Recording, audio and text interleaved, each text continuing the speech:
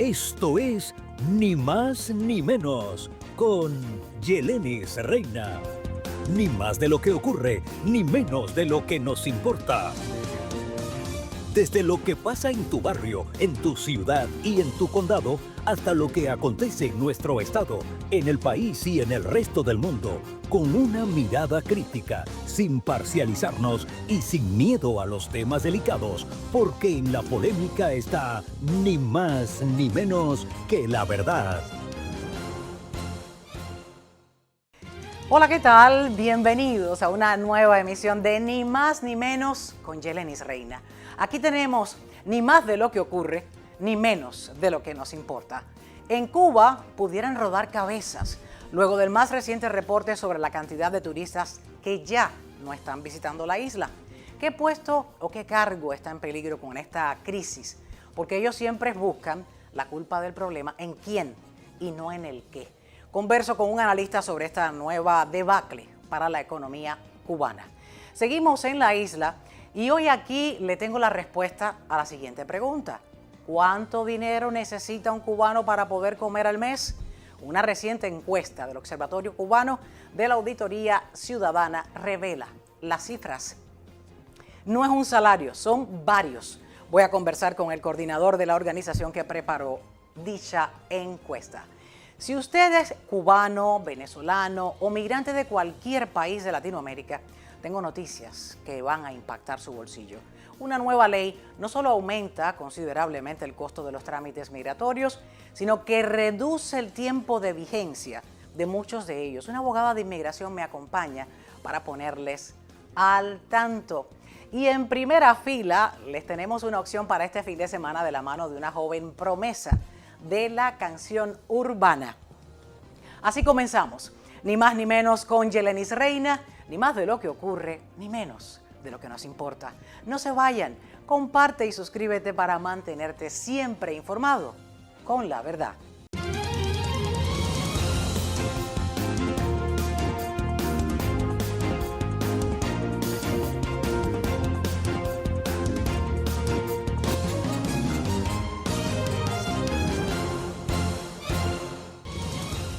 Comenzamos con este tema que pone al descubierto cómo se vive la crisis dentro de Cuba. Pues un renglón más dice voy abajo y es el turismo. Lo ha reconocido el propio ministro que ahora trata de culpar a los demás, al resto y a nosotros, los medios. He invitado para hablar de esta crisis dentro del turismo de Cuba, la cantidad de turistas que están dejando de entrar a Cuba. He invitado para que me acompañe hoy a Manuel Milanés, economista, filántropo, conocedor del tema Cuba, Venezuela, Nicaragua, y es un ferviente defensor de la lucha de los cubanos y por eso lo he invitado para hablar de esa nueva crisis que no pone muy bien a la economía de ese país. Manuel, bienvenido. Muchas gracias, Lenny, por esta invitación.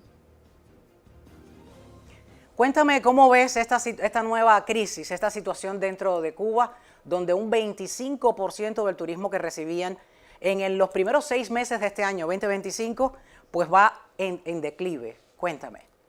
Bueno, en realidad las estadísticas, como ellos siempre hacen, maquillan un problema aún mayor, porque estamos calculando que un 25% menos, pero dentro de los turistas se están contando más de 120,000 cubanos que viven fuera, o sea que en realidad es visita a la familia, no es turismo. Pero bueno, así que sería mucho peor la situación o es mucho peor que la que ellos muestran, porque estamos hablando de cifras oficiales o cifras que muestran las instituciones oficiales de ella como la Oficina Nacional de Estadística. Ellos tienen un problema porque el turismo en el área nuestra lo que busca es alegría, es diversión, es cultura, es música, es felicidad y nada de eso puede mostrar hoy Cuba con una tiranía por más de 66 años, comunista además, una tiranía familiar que como todo sistema, porque claro, ahora ellos pueden alegar lo que sea, pero la realidad es que el socialismo no funciona y Cuba es la metástasis del socialismo, donde hay una mala asignación de recursos, donde hay corrupción endémica, donde hay desvío, donde hay enriquecimiento por parte de toda la cúpula y claro, esto se va a reflejar en tristeza, en desgracia, en pobreza en apagones, en oscuridad, y eso el turista no lo disfruta y deja de ir. Es mal servicio, es mala calidad, es mala gastronomía, y eso es y este es el resultado de eso. Todo eso está al relieve y lo vemos día a día. Los apagones, la crisis, no hay ese Caribe que vendían antes de unas playas preciosas, un turismo donde iban ellos allí supuestamente a disfrutar de esa vista caribeña. Ahora lo que se vive dentro allí es la misma imagen de un país tercermundista. Yo creo que nadie que trabaje todo el año va a querer gastar su dinero allí dentro y pasar ese trabajo que tú y yo conocimos porque nos tocó ir al campo y nos tocó que nos picaran los mosquitos. Por eso yo rechazo tanto lo que es el picnic, el área verde selvática. La rechazo un poquito. Pero ¿cómo miras tú la respuesta que le está dando el propio ministro del Turismo dentro de Cuba? Lo acaba de decir en plena asamblea de la Asamblea Nacional de Cuba. Ha dicho, sí, tenemos un problema con el turismo, pero no se culpan ellos, culpan a los medios, nos culpan a nosotros. ¿Cómo ves tú esto?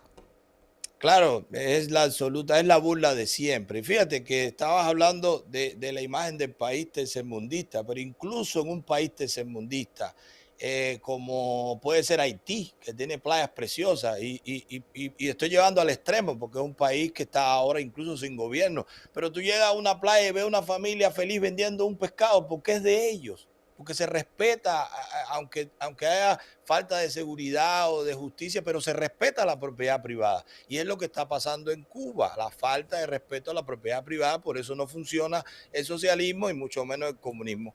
Ellos están alegando mala prensa, pero claro, eso se cae con una búsqueda superficial. Solamente uno tiene que buscar qué peor prensa o qué más claridad en lo mal que pasa en un país que en Colombia, por ejemplo, que hay un narcoestado vinculado con la izquierda, con la guerrilla, que hay terrorismo, que hay narcotráfico, que hay asesinato. Y Colombia, yo me hice aquí mis apuntes, por ejemplo, en el mismo periodo de Cuba, recibió 1.2 millones de turistas para un crecimiento de un 6% con respecto al mismo periodo del 2024.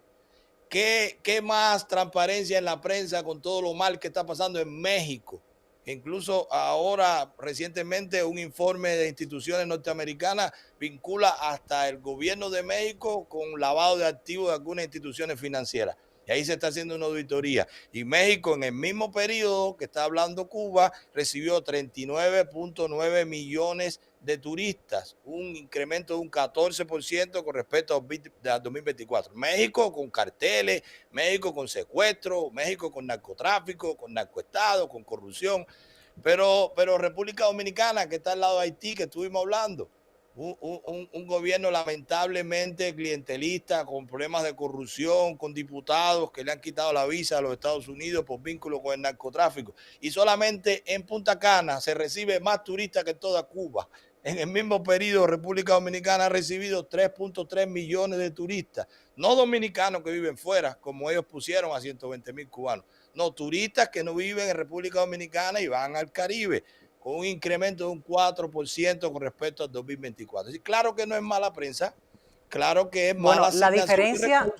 La diferencia de las cifras que expones es notable, y una de las cosas que marca de fondo entre cada uno de esos países y Cuba es una sola cosa.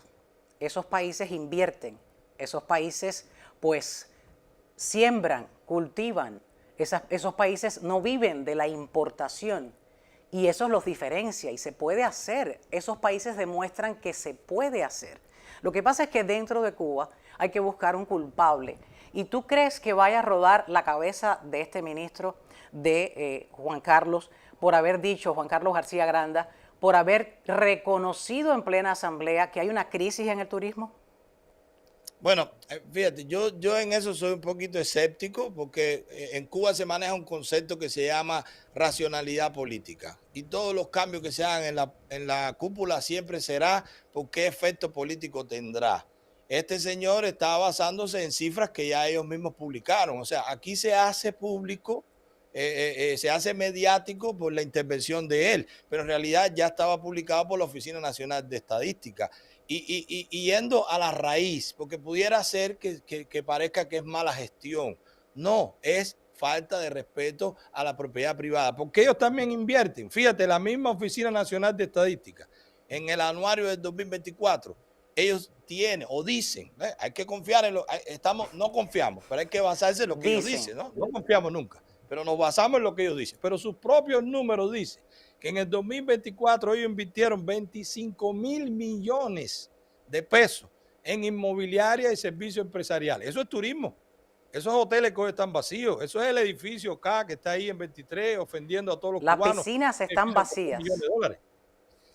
Pero fíjate que 25,000 millones de pesos cubanos en esas inversiones versus 2,000 millones en educación, 2,000 millones en salud, 1,000 millones en educación. Entonces ellos invierten 10 veces más en capacidades para recibir turistas que no vienen, pero no invierten en que el cubano sea feliz, en que el cubano se realice, en que el cubano gestione su propia vida. ¿Cómo? Respetando la propiedad privada. Porque es que yo soy un defensor de la propiedad privada y no quiero que quede como que parezca que va así porque los que están en la cúpula son malos manejando. No, no, no. Lo único que hay que hacer es respetar. Si el cubano pudiera llevar su negocio, los hoteles estuvieran llenos de fruta. Si el cubano pudiera cultivar su tierra, los hoteles estuvieran llenos de comida, de carne, pero no se puede, no hay propiedad privada y esto da el traste con lo que está pasando. No es mala prensa, no es que es bueno o malo el ministro de Turismo porque puede hacer lo que le dejan, es falta de respeto a la propiedad privada, es comunismo, es falta de cálculo económico y es que no funciona. Y el que llegue detrás de él, si fuese sacado, va a ser lo mismo porque sigue siendo la misma fórmula que no se cambia. Te agradezco infinitamente. Perdón. No, háblame, dime. No, te decía que acá se le dice en el mundo empresarial, a veces se utiliza el término default man. Es una persona que tú pones en una estructura sabiendo que solamente está ahí para cuando hay un problema, esa sea la persona que sufra y que se cambie y eso sea quien atenúe las consecuencias del problema. Y esos son los ministros en Cuba. A ellos los ponen sabiendo que en algún momento los van a cambiar para que parezca que con ese cambio va a mejorar. Pero son 66 años, ya lo conocemos, sabemos que no va a cambiar hasta que no salgamos de ese cáncer que es la tiranía cubana.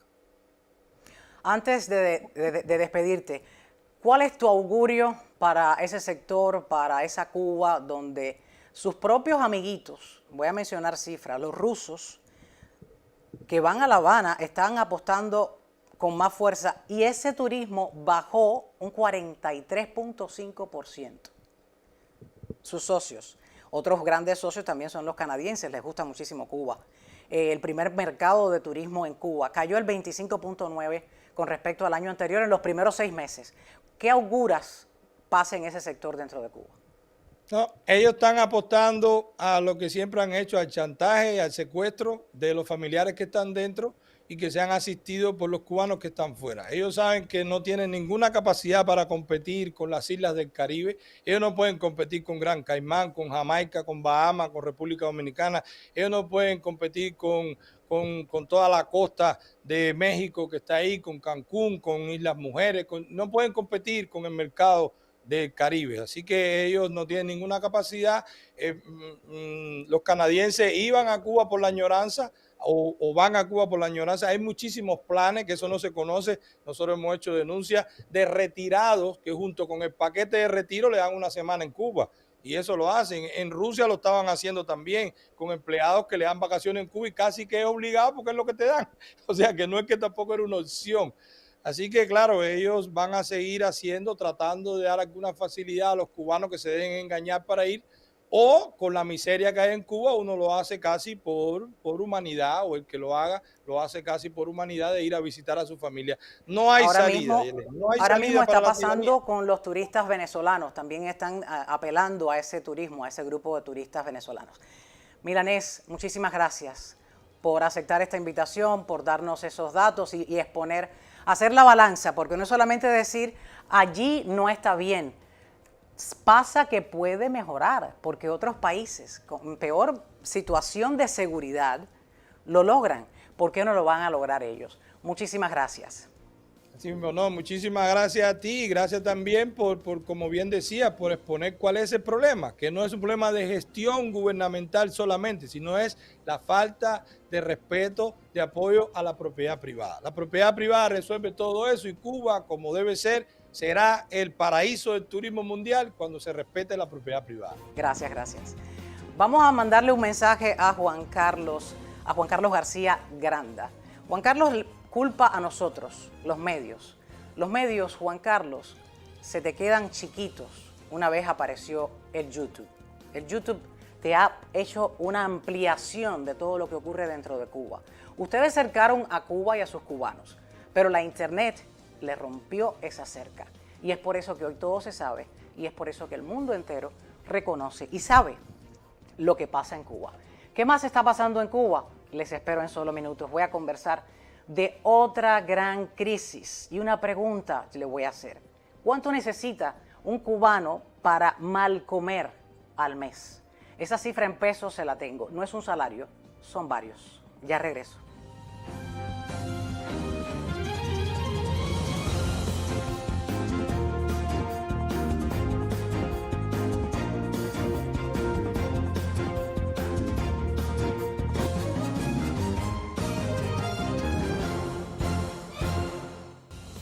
Les decía, un tema muy, pero muy puntual dentro de Cuba. Y uno de ellos es la alimentación. Se hizo una pregunta, se hizo una encuesta. ¿Cuánto tendría que gastar un cubano para poder comer al mes? Bueno, el coordinador de la organización que preparó esa encuesta me acompaña vía Zoom. Es Juan Antonio Blanco. Juan Antonio, muchísimas gracias por acompañarme en mi programa Ni Más Ni Menos con Yeleni Reina para hablarnos de esta encuesta que realizó el Observatorio Cubano de Auditoría Ciudadana, conocida como la OCAP, del cual usted es el coordinador. ¿Cuánto necesita en realidad un cubano para poder comer al mes? Bienvenido. Bueno, te doy la cifra en cuanto a lo que le falta. Bueno, en primer lugar, muchas gracias por la invitación y es un verdadero placer estar contigo aquí en el programa. Voy a hacerlo al revés. Te voy a decir que hace falta una cantidad de 30,000 pesos cubanos para poder, en este momento, porque esos son precios que están cambiando continuamente por la inflación. Pero en este momento, en julio, cuando hicimos la encuesta, hacía falta 30,000 pesos cubanos para poder comer en Ciudad Habana. Casualmente, Bloomberg hizo una encuesta en el mes anterior, en junio, en Santiago de Cuba y le dio el mismo resultado.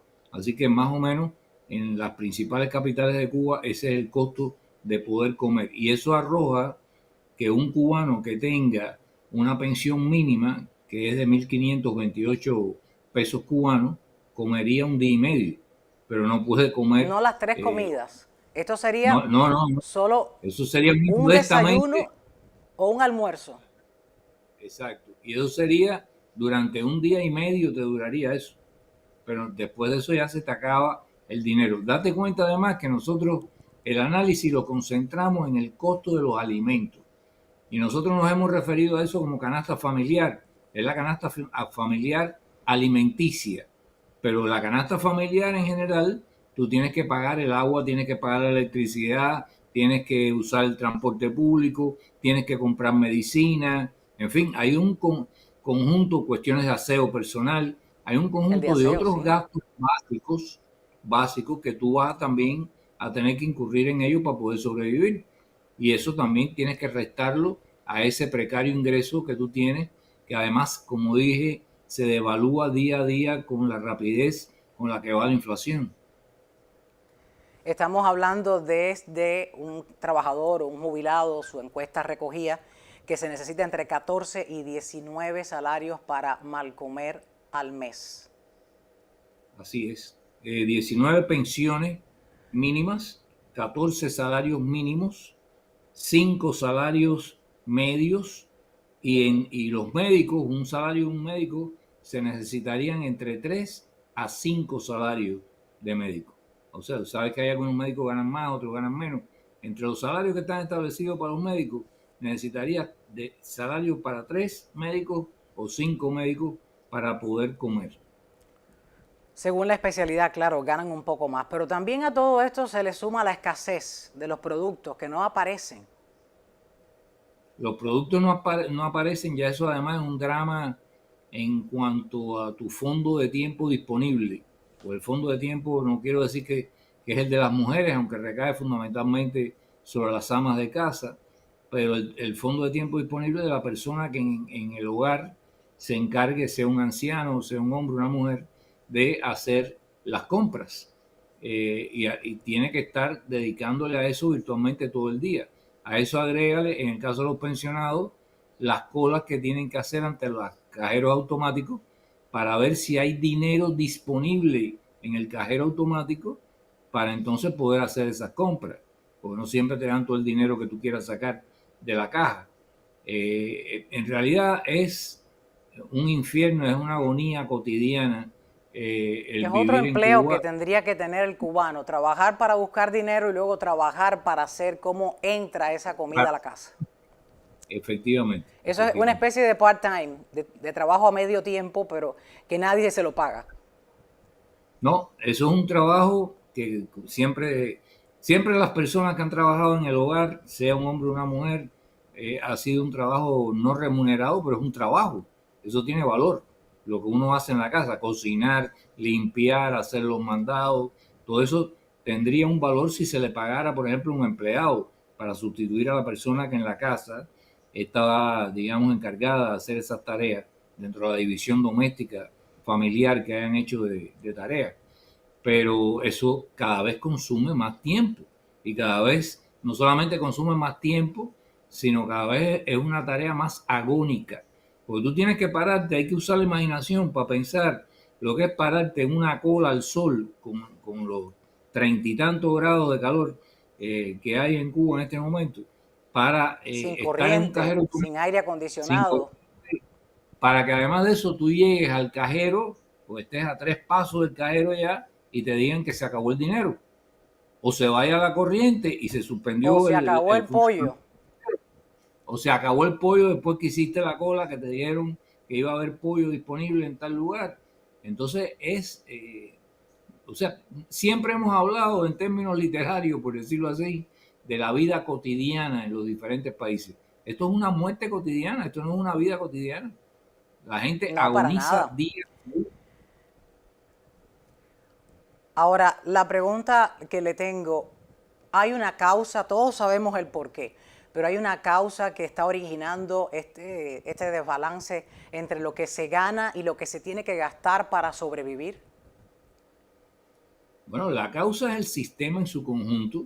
Este es un sistema totalmente disfuncional. Y es disfuncional no solamente en lo económico, porque hay veces, sobre todo los economistas, que claro, es su especialidad y ven las cosas a partir del prisma de su profesión. Hay personas que creen que con hacer una gran reforma económica cambiarían todas las cosas.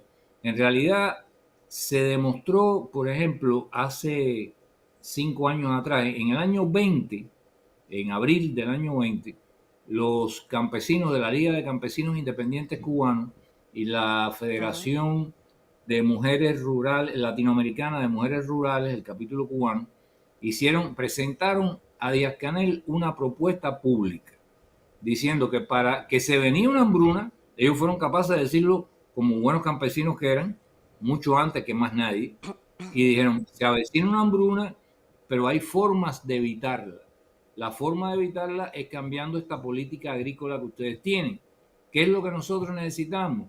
Necesitamos 5 cosas. Necesitamos que nos den las tierras, no en usufructo, sino como propiedad, para que además de eso nuestras familias tengan una perspectiva y se estabilicen aquí, nuestros hijos Para no poder emigren a la sembrar. ciudad, para poder sembrar, para todo. Necesitamos que nos den libertad económica para fijar los precios de las mercancías.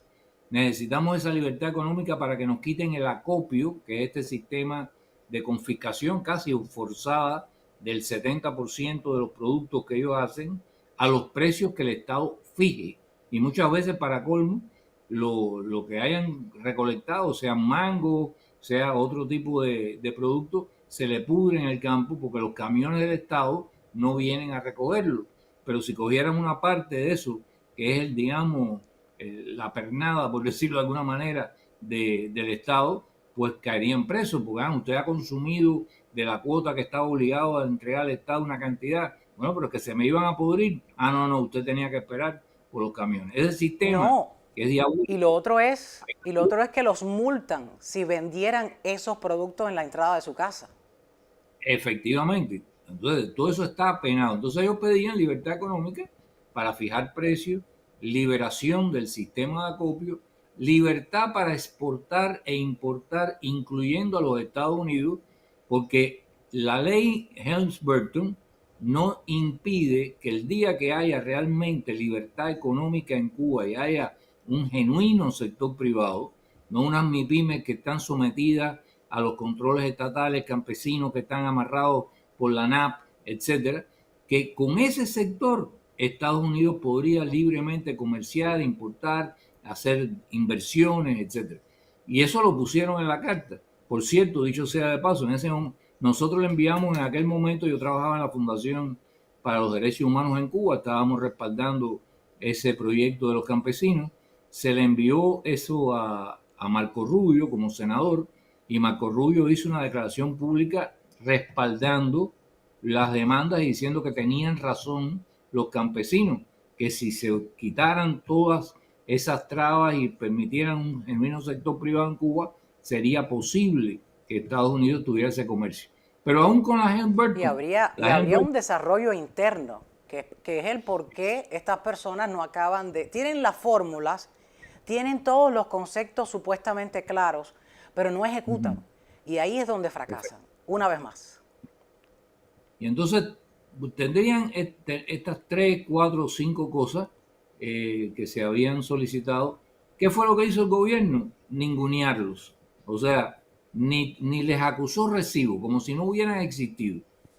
¿Qué fue lo que respondió a los efectos de propaganda pública? Dijo que iba a sacar, y sacaron 63 medidas agrícolas para resolver el problema de la alimentación en Cuba.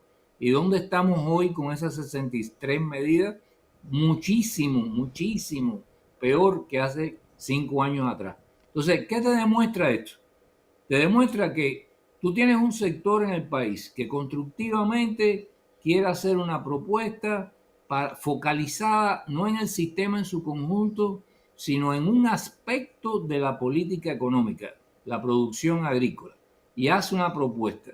Pero como no hay libertad de expresión, como no hay libertad de organización, como no hay libertad de sindicalización, como no hay libertad de prensa, como no hay tribunales independientes, entonces no basta en un sistema totalitario con que tú promuevas una reforma económica como algunos economistas ilusos de buena fe creen que haciendo una serie de propuestas y se disgustan y todo, dicen, no nos tienen en cuenta. Hombre, no te tienen en cuenta porque para ellos tú eres un cero a la izquierda. O sea, para el sistema totalitario no existe esa retroalimentación de la sociedad civil. Son ellos los que deciden cómo, cuándo y dónde van a hacer algún cambio. Y lo demás le importa muy poco. Y entonces eso se demostró. Yo diría que cero. Yo diría que cero. Hay algo que es bueno tratar de traer a la mesa y informar a aquellas personas que no son cubanas y que desconocen de cómo funciona el producto ahí dentro. El arroz cuesta 375 cub por libra. Los frijoles 400 y 500 pesos la libra. La carne de cerdo supera los 1.000 pesos en moneda nacional. Un cartón de huevos cuando aparece puede costar entre 2.500 pesos y 3.900. Y un plátano, que ahora el plátano se ha puesto de moda. La ministra dijo ahora que el plátano tiene proteína. Y croqueta de plátano. Se ha puesto de moda. Antes era la limonada. El designado Díaz-Canel dijo que la limonada era la base de todo, pero ahora no. Ahora lo han puesto al plátano, le han dado el protagonismo. Y el plátano, un plátano, vale 100 pesos moneda nacional. Esto se dice y no se cree, pero es real y es lo que está pasando. A modo de cierre, Juan Antonio, quisiera darle las gracias, pero me gustaría hacerle una pregunta aparte de este tema, y es el tema de Colombia y del expresidente Álvaro Uribe, que ha recibido este veredicto de culpabilidad. Sé que trabajó y formaste parte del Departamento de América del Comité Central de Cuba, sabes cómo trabaja el Departamento de Subversión dentro de Cuba. ¿Tú crees que este veredicto de culpabilidad del expresidente de Colombia, Álvaro Uribe, tenga directa o indirectamente las manos del castrismo ahí dentro? No, eso Esa está mano clarísimo. larga de la dictadura. Vamos, eso está claro, incluso está genéticamente claro de dónde sale el movimiento M-19. El movimiento M-19 se planificó, se programó en Cuba, se les auspició, se le buscó contactos con Pablo Escobar. Pablo Escobar fue el que le facilitó las armas a instancias de lo que le pidió Cuba para que pudieran asaltar el Palacio de Justicia. Y lo que quería a cambio de las armas que le entregó Pablo Escobar al M-19 para asaltar el Palacio de Justicia era que quemaran las actas, los expedientes de los extraditables para destruir toda la base legal que se había construido para mandar a esas personas a ser juzgadas a los Estados Unidos. Entonces, el señor Petro perteneció a esa organización o sea, genéticamente él, aparte de ideológicamente, la organización a la que él perteneció está vinculada a La Habana. Y desde entonces hasta hoy, en aquella época del Departamento de América, cuando ya muere Piñeiro, se desplaza toda esa control fundamentalmente a la Dirección de Inteligencia, a la sección de América Latina de la Dirección de Inteligencia, y es la Dirección de Inteligencia a través de su embajador, que es de la Dirección de Inteligencia, el que está allá en Bogotá, los que controlan todo ese tipo de relaciones paralelas a las que se establecen con la normalidad, con el resto de los partidos, de la sociedad civil. No hay una huella de un movimiento subversivo en Colombia que no esté vinculada a La Habana. Ahí lo escucharon. De manos de personas que conocen el tema, que conocen cómo opera Cuba. Y tenemos no solamente las evidencias de otros casos, como acaba de mencionar el señor Blanco, sino tenemos documentales que muestran todo eso que ha pasado dentro de Colombia con los brazos con Cuba y demás países de la región. Blanco, muchísimas gracias por acompañarme en este programa, ni más ni menos con Yelenis Reina. La verdad, un placer tener información de primera mano. Gracias. Un placer trabajar contigo. Ahora mismo nos vamos a hablar de un tema que si usted es cubano, si usted es venezolano o entró por la frontera de manera irregular, hay una nueva noticia que le va a interesar y le va a impactar su bolsillo y también el tiempo de su estatus dentro de Estados Unidos. Voy a conversar con una abogada de inmigración, no se vayan.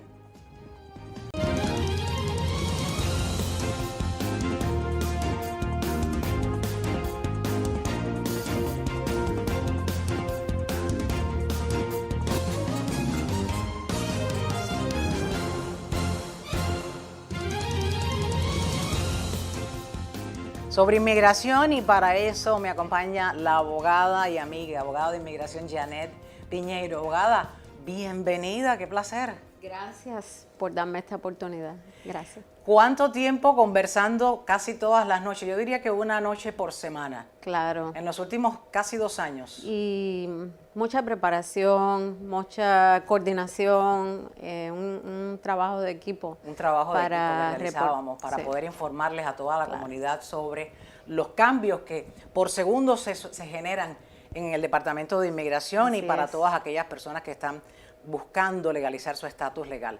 Vamos a hablar con la abogada de inmigración Janet Piñeiro porque no solamente por el aumento reciente, la subidona de precios, por ponerle un nombre, que le han puesto a los trámites de inmigración, sino también por la reducción a la validez de los documentos.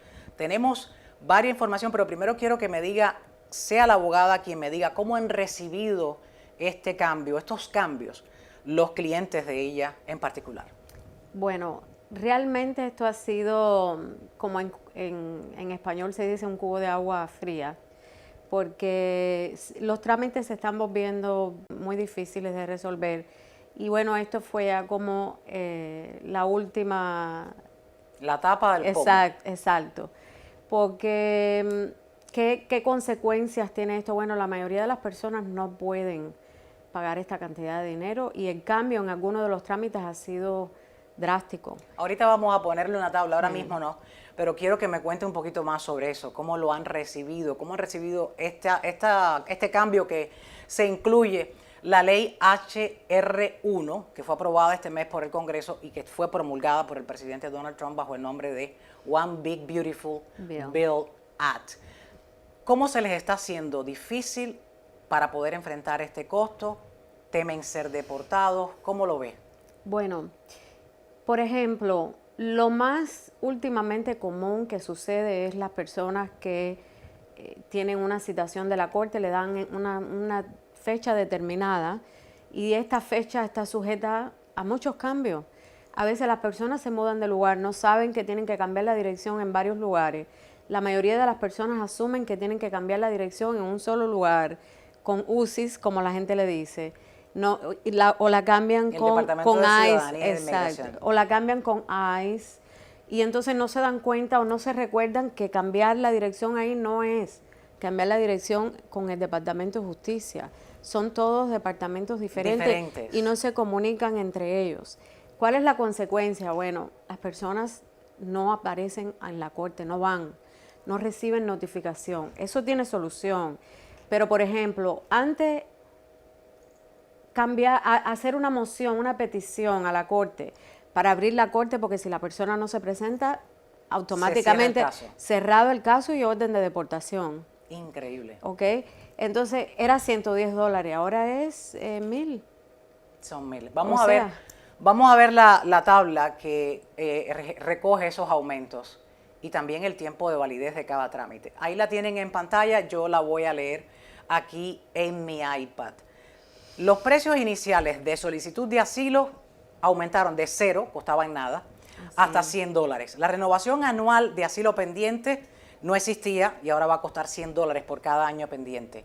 El permiso de trabajo inicial aumentó de 410 a $960. La renovación de permiso de trabajo aumentó de $410 a $685. El TPS, el formulario, aumentó de 135, incluyendo la biometría. Esto hace que fueran que sean $665. Normalmente el TPS pues tenía un costo que era básico, pero si no se ha hecho la biometría se le agregan los $30. La renovación del parol con permiso de trabajo pues aumentó de 390 a $665. Y esta última, que es un estatus que veo muy novedoso, el de juvenil especial, que era una IS 360, fue de $0 a $250. Bueno, pero esos son los cambios en las tarifas con USCIS. Hay cambios en las tarifas para la parte del litigio, que es lo que tiene que ver en la corte. Los cambios también para las apelaciones, para las mociones ENSA, ahí todo. También hay un costo extra. Mucho, drástico. Los costos son drásticos. Ahora, la fecha de vencimiento también cambió. ¿Cómo se reduce el tiempo de validez de muchos de estos documentos? ¿Cómo ellos han recibido, por ejemplo, el TPS tenía permisos de renovación, tendrán una validez máxima de 1 año y así está pasando con la gente que tiene parol humanitario, o lo que ocurra primero, si se le vence el parol o solo 1 año de validez para el documento? ¿Qué dicen ellos? Bueno, la mayoría de las personas me llaman muy frustrada, muy deprimida, como, bueno, yo tengo que escoger la deportación voluntaria porque no hay manera de que yo pueda, como que no ven la solución, no la pueden encontrar a su problema. Es algo que no pueden mantener, también tienen que pagar renta, tienen que pagar muchas cosas, y se han tomado la decisión de autodeportarse. Sí. Ahora, abogada, ¿qué le sugiere a estas personas que están en la calle? ¿Qué documentos deben llevar para no correr el riesgo de ser deportados? ¿Y qué le sugiere también a aquellas personas que estén dentro de un trámite y que no puedan pagar? ¿Qué le sugiere? Bueno, siempre hay unas aplicaciones, algunas de estos trámites se puede pedir que el servicio de inmigración le dé una excepción de pago. dependiendo de cuánto usted ganó, de si recibe ayuda del Children y Family, de si recibe bonos de comida. Estos son personas que están en un cierto bracket en el índice de pobreza y En un siempre, rango, bueno, claro. sí, se puede solicitar que, bueno, mira, yo no tengo los recursos para poderlo pagar. Hay alguna de estas formas que se puede hacer eso. Pero tienen que acudir a una oficina legal, tienen Sí. que tener un abogado. Abogada, mil gracias por Por nada. acompañarme y mantenernos al tanto de lo que ocurre Por en supuesto. cuanto a inmigración se refiere, que nuestra comunidad es una comunidad nutridísima de inmigrantes. Gracias, gracias. Claro, gracias. Vengo a conversar en primera fila con una cantante. No se me vayan.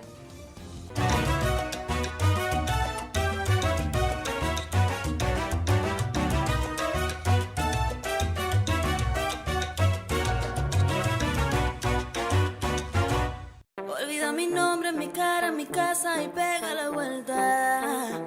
Olvida que me conociste, me marcho, tú pagas la renta. Quédate con la casa, el carro, la prenda. Voy de cacería, no te me reprenda. Ando con la mía, la noche está perfecta. Ya tú no me importa y te soy honesta. Hoy estoy pa' rumba, rumba, rumba, hasta que amanezca. Y el sonido que retumba, tumba, tumba, la noche está perfecta. Bueno, en primera fila ya parece que estoy para rumba. No es viernes, pero este viernes hay rumba con Migdianis Asti. Me acompaña. Gracias por visitar los estudios de Ni Más Ni Menos con Yelenis Reina y compartir esta invitación a ese público que, como siempre les decía, aquí en primera fila, los artistas de Miami y de cualquier parte del mundo tienen una casa para promocionar y que se acabe el cliché de que los artistas, Miami es el cementerio de los artistas. Eso aquí se acabó. Gracias y bienvenida. Muchísimas gracias a ustedes por brindarme el espacio para poder compartir mi música a través del mundo y para mí es un placer estar aquí. Eso que escuchábamos, Migdianis, es un tema que está pegajosísimo.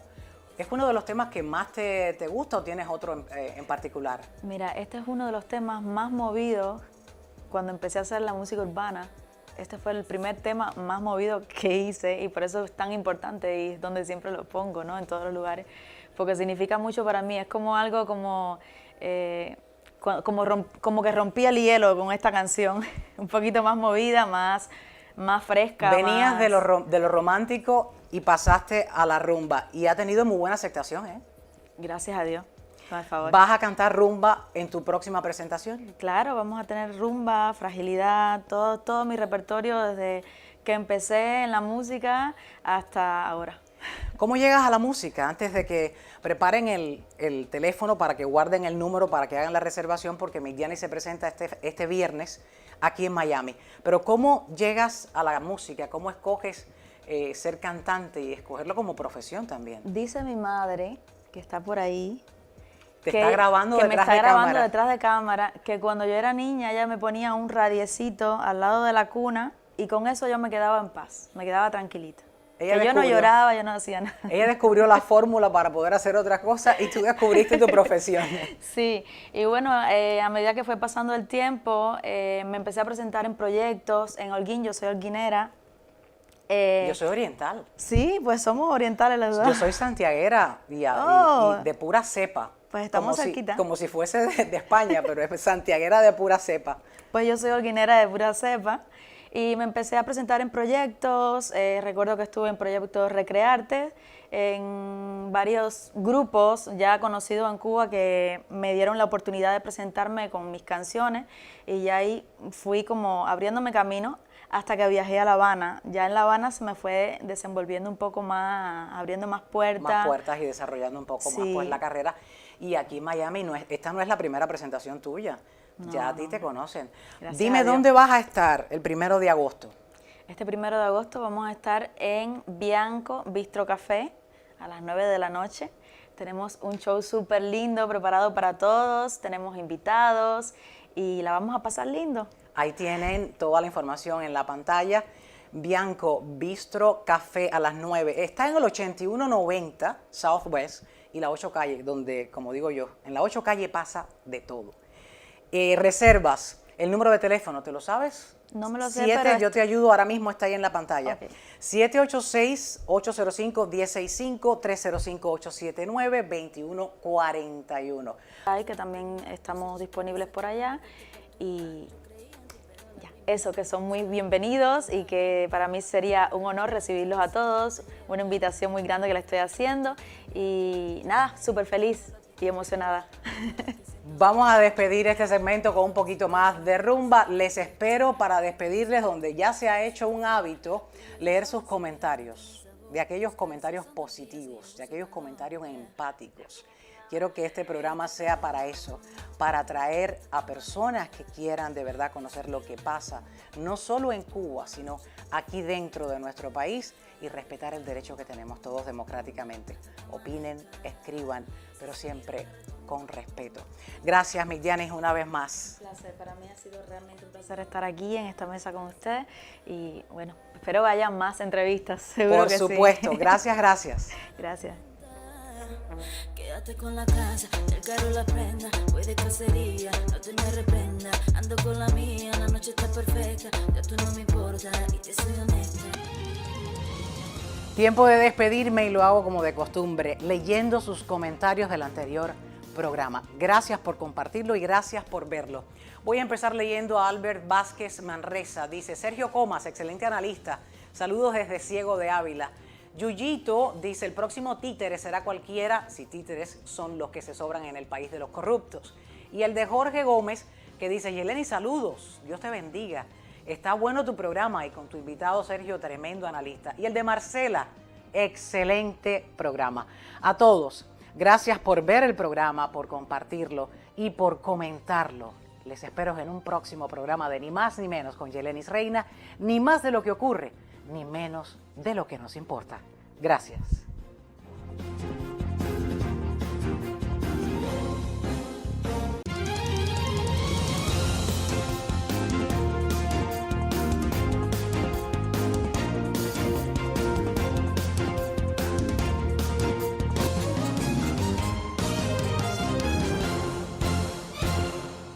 Si has llegado hasta aquí y has visto mi programa y no te has suscrito, este es el momento para hacerlo. Mira este video, suscríbete y dale like y comparte. Así nos podemos ver mucho más a menudo aquí en Ni Más Ni Menos con Yelenis Reina.